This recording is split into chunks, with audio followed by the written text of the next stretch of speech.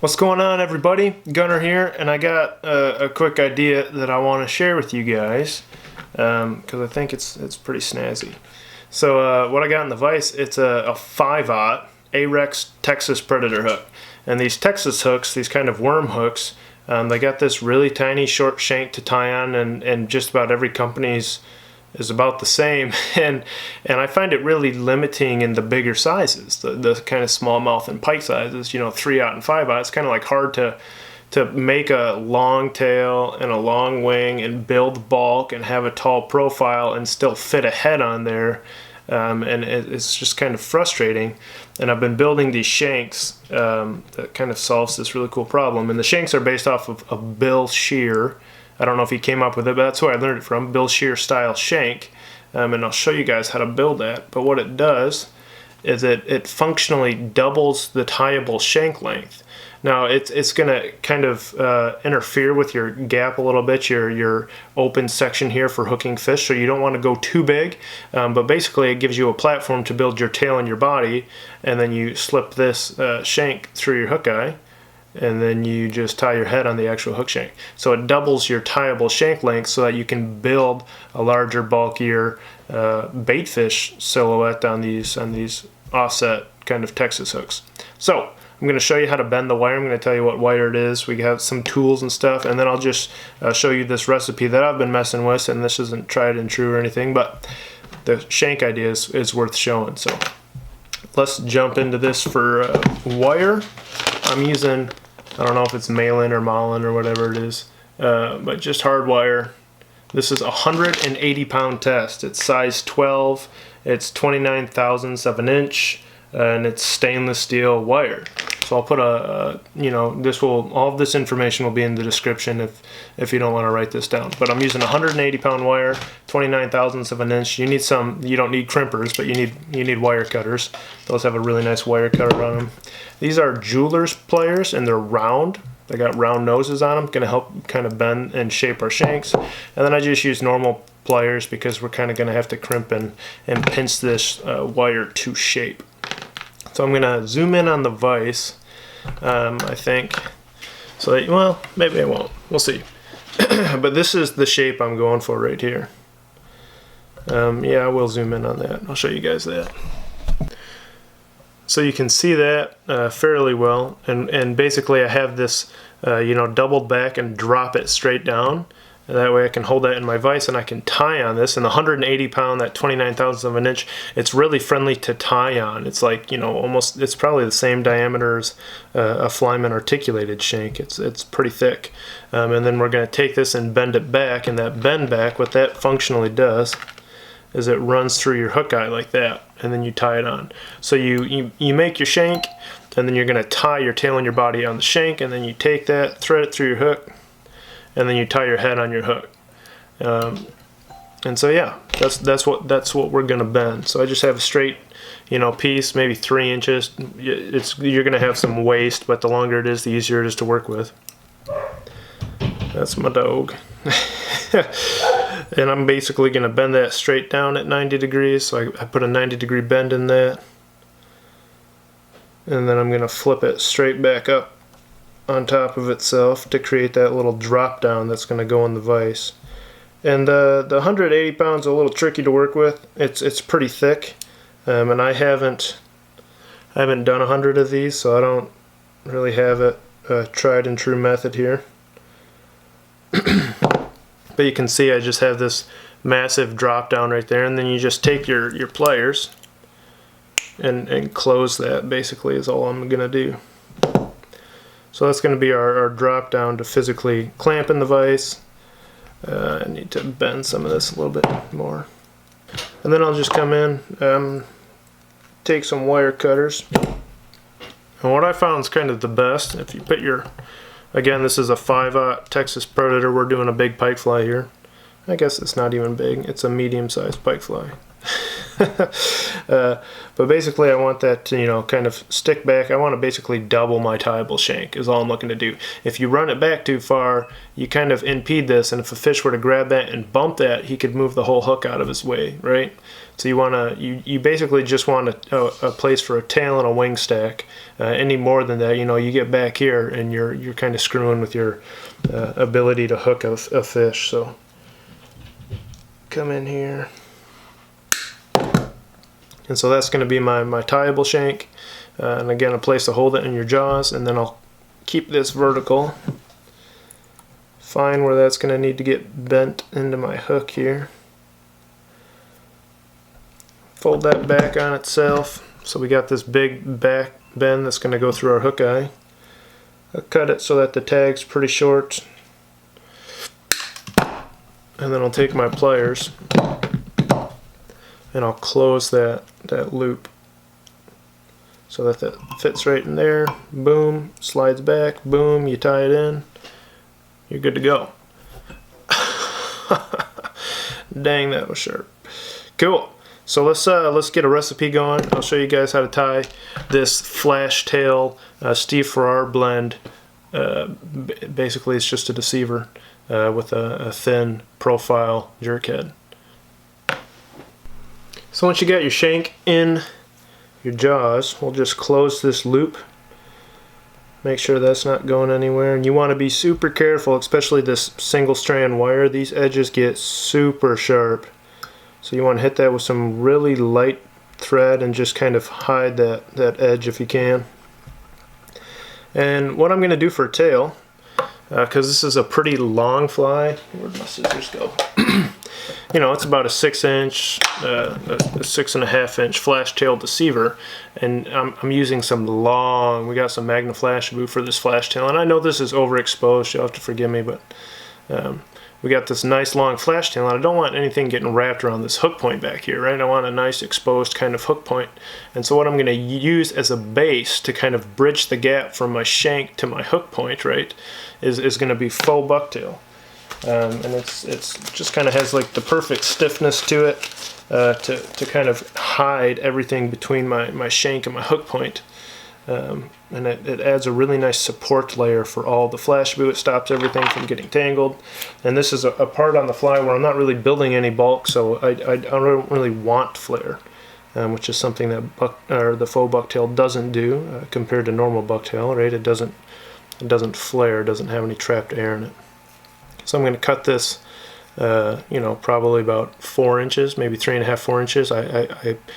When you take it off the brush, right, all the tips are the same length, and you can see I pulled these to different lengths, put a little taper in there, get a nice little silhouette to that, and I'm going to cut this clean at my 4-inch mark, so it's all perfectly vertical. Catch that with some loose thread, distribute that a little bit so I have some on top and sides. And then I'll wrap back with some pretty firm pressure. And you're seeing I'm using quite a lot of my shank to bind that down and make a really durable tail section. I'm actually going to back that off. It's not distributed as well as I'd like. I want some more on my side.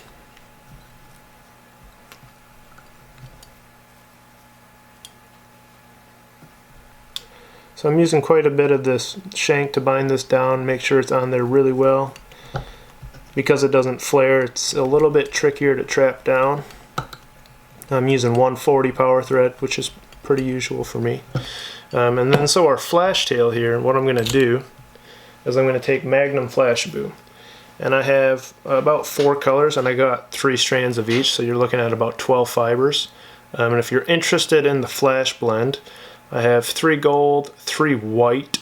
The new white color is crazy awesome. 3 in silver, 3 in opal, and then I have 2 in chartreuse. And they're all the straight colors. They're all the straight saturated colors. They're not holographic. And then I'll kind of find my length here, which is about what I want. If I fold that in half, it's going to be a hair long, so I'm going to cut this maybe 2 inches short.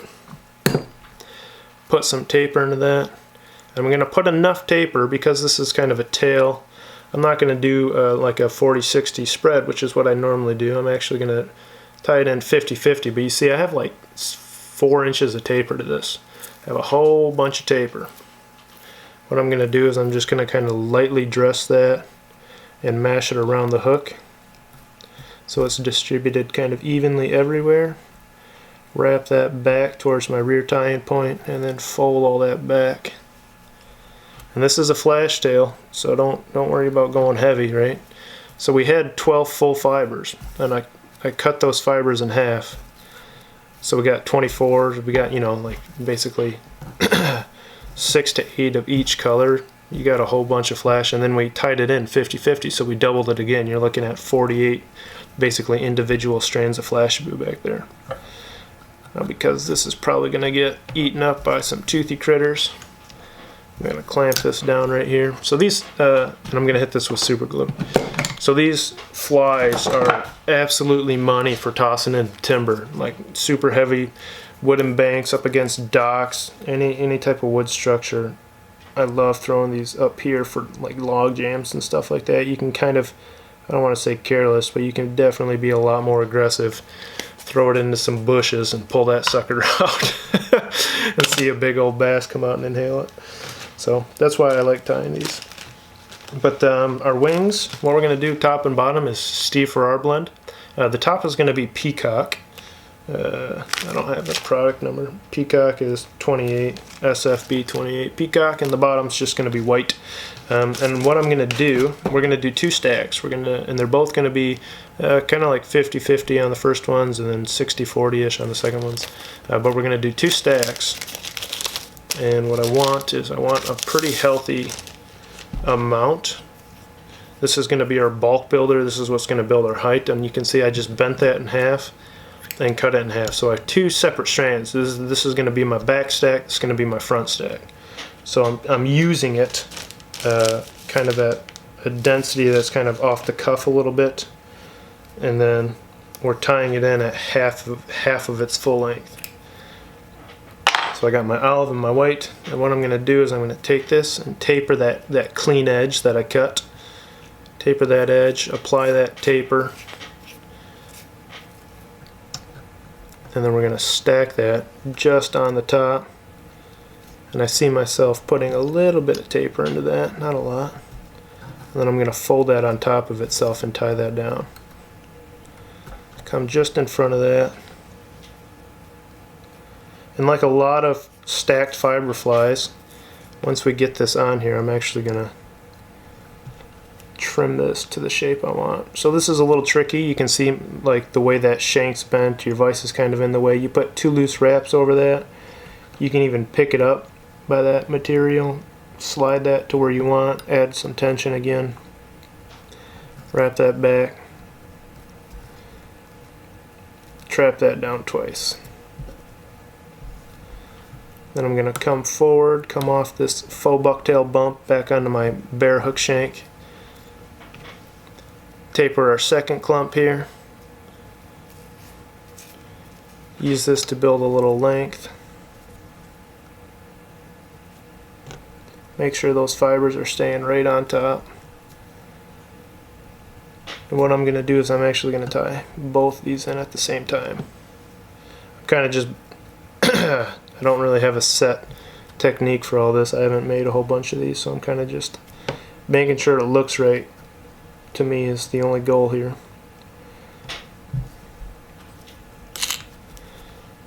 Pinch these back. Pinch those underneath. It's all top and bottom. I can get some glue on those wraps there, which is going to be nice. Then we'll wet finish on top of that thread bump. So you can see, I mean, we're still tying on the shank, right? And we have, well, you'll see when I comb this out, the silhouette is not this crazy. This is just because of the way it's stacked up in there. But we're going to trim this to a nice little silhouette. And so we built our flash tail and our foul guard, our faux bucktail kind of base to support everything is in there. We got our height. We got some taper with this SF blend. And none of it's, none of it's on the actual tieable portion of the hook. We have all this room. If you look at, a mega jerk or a super jerk or any of the kind of jerk style heads, I use a lot of hook shank to build that head. And so now I have this whole hook shank from the Texas hook to build my head the way I normally would. So it's not really changing my recipes or my style or anything like that. So I'm going to pull that out. You can see that's kind of our fly there, which I'm not in love with at the moment. I'm going to use this hook to hold this in place. And I'll just come and comb this stuff out. On that first one that I keep showing you guys, I didn't trim the top at all. We'll see if I like that silhouette again. So I'll just come in, kind of rough that up, and just make a nice little belly taper to that white, which something you can get used to, just mess with it. But of either of the two colors, right, I want a little bit more fibers on top than I want on the bottom. It's going to make the fly a little bit taller, and it's also going to help it track true in the water. The fiber has a little too much on top. We'll make that look a little bit better.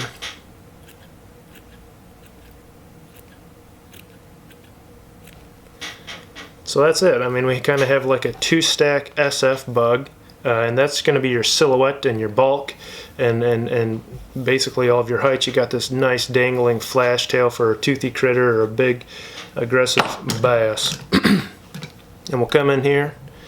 I'm going to put this as a 5/0 Ahrex Texas Predator.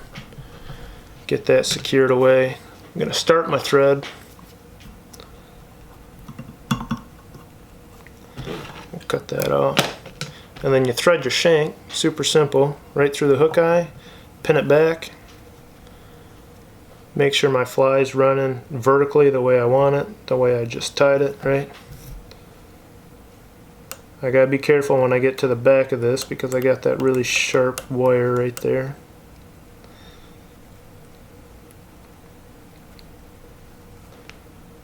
But once that's in place, that's not going anywhere, right? Like, you can't ever get pulled out. 180 pounds, you're not going to bend that.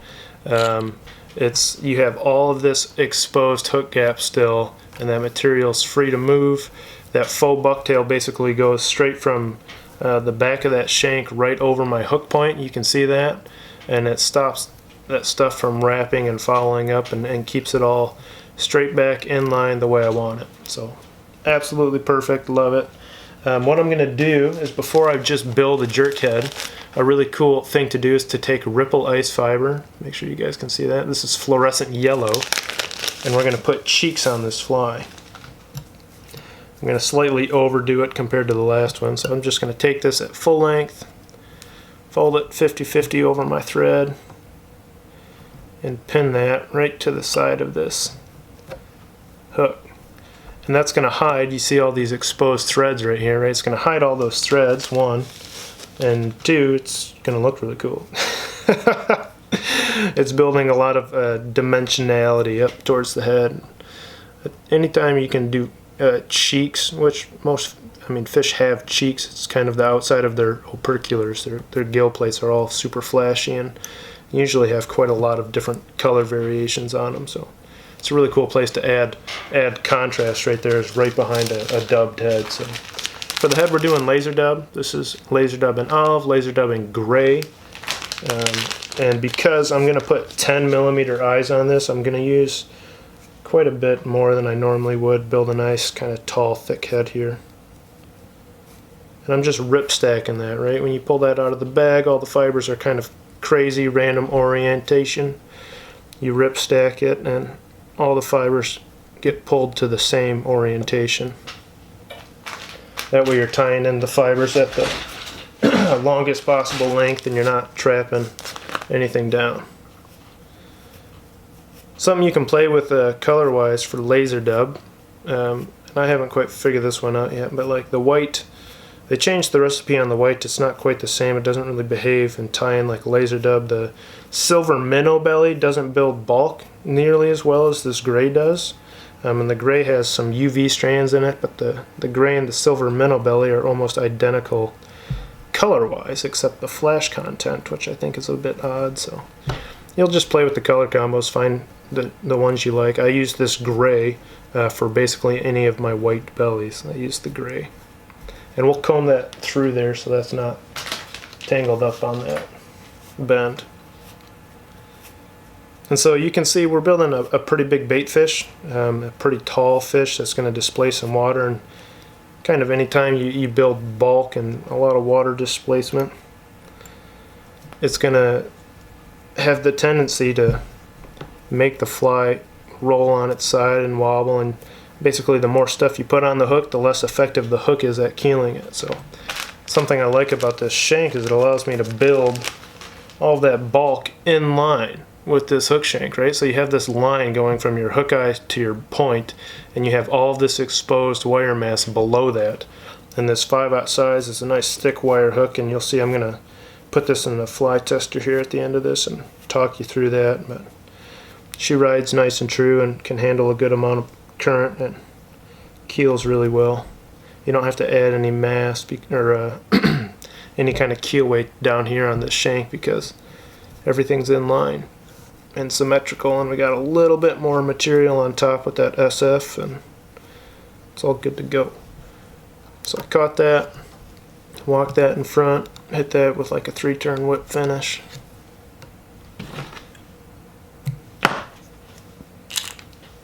I'm gonna pull this stuff to either side so I get a really nice kind of clean color line when I comb this out. I'll just comb it around the actual wire down here by the throat, if you will.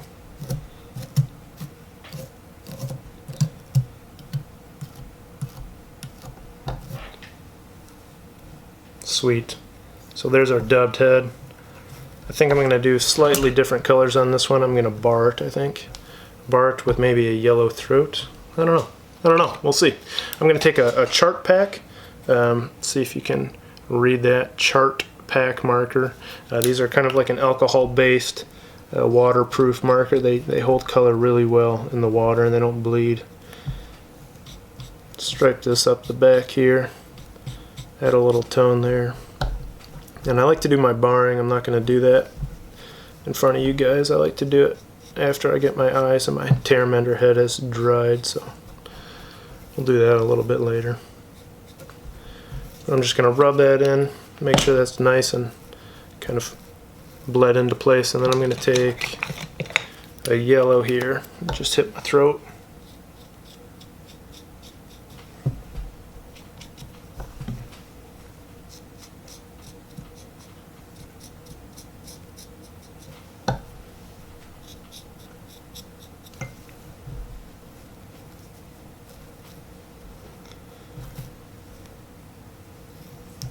And that is our flash tail deceiver.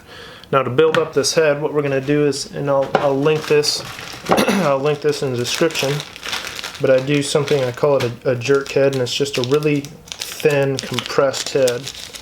And we're going to do it with 10mm eyes. These are Mirage eyes from Hedron. They're Mirage dome eyes, so they're really 3-dimensional. You can see that sticking out from the paper there. They have a really cool, these are the super pearl color, which kind of, one, they're crazy reflective, and two, they kind of take on whatever background color you put them on. I think they're just wicked cool.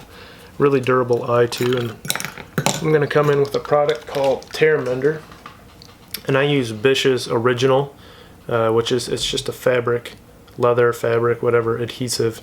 I put it in a Loon applicator bottle, so I have a more precise tip. You can see how different the hole size is there. Shake that before you use it. Oh, my tip's clogged. So if you ever have this bottle clog up, you twist it off. I have a bodkin somewhere. You run your bodkin, push it out through the hole, and I just cleaned off the hole. Good to go. Then you just want to wipe your bodkin down before you set that sucker down. So I've been seeing a lot of people, well, it's up to you guys. I'm going to take some tweezers real quick and pinch this. Make that head nice and thin. But you can really overdo these heads, and I use a lot of Tear Mender, but I use it all right at the hook eye. I don't go back into my wing really at all. It's all right up in the front. You know, it's probably 6mm back. This is a 10mm eye, and it's maybe 6mm back. But when I squeeze that and I put that eye on there and I squeeze this with the tweezers at the end, it'll saturate back and contour the back of that eye and fill itself back. You know, I'm not taking this bottle way back up into here. If you can see that, it all stays right here at the hook eye. Saturate that dubbing through and through. Kind of clean that off and put this away here.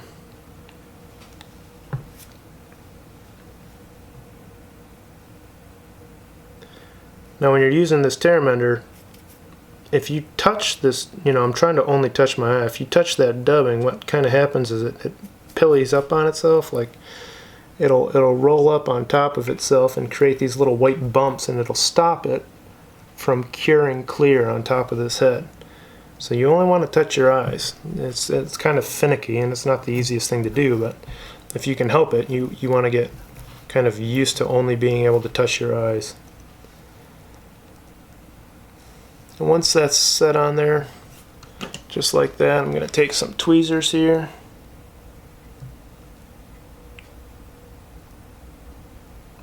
Pinch that head nice in place so it's all drying under immense pressure. And what happens is you'll pinch those eyes and they'll saturate, you know, when you pinch those eyes together, the tear mender in the dubbing literally, like, it saturates out of it. That's how much tear mender is in there, but it's all right here at the hook eye. Kind of pull that dubbing to the shape I want, get a nice clean head there. Make sure my eyes are perfectly vertical. Tweak that just a little bit. Boom. And then once that's done, I'll come in with some Deer Creek UV Diamond Fine Flex, which is probably my favorite, and I'll give that a clear coat there with UV resin. So, sweet. That's the pattern, that's the idea, that's how to build the shank, you know, out of the shank out of 180 pound, 29 thousandths of an inch stainless steel single strand wire. And let's throw this guy in a swim tank and check it out.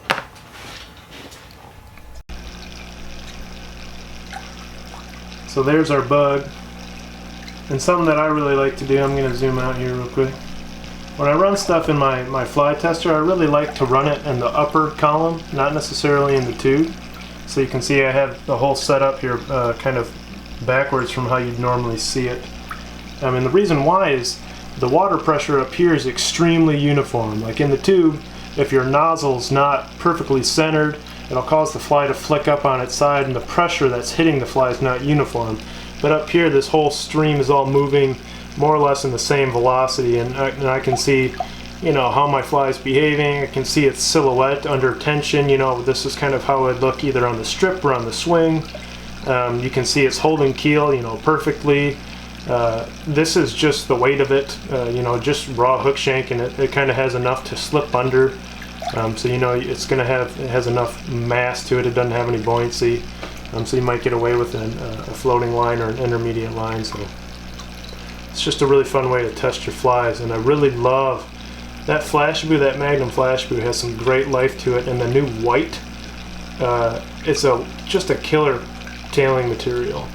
The all-white Magnum Flash is killer for building long tails on predator flies, and it's stupid durable stuff. So that's it. I don't have a name for it, but that's I guess just a flash tail keeled, a keel flash tailed deceiver. So check it out. Thanks for watching. Hopefully you dig that shank idea. Give it a try. Let me know what you think. And yeah, have a good one.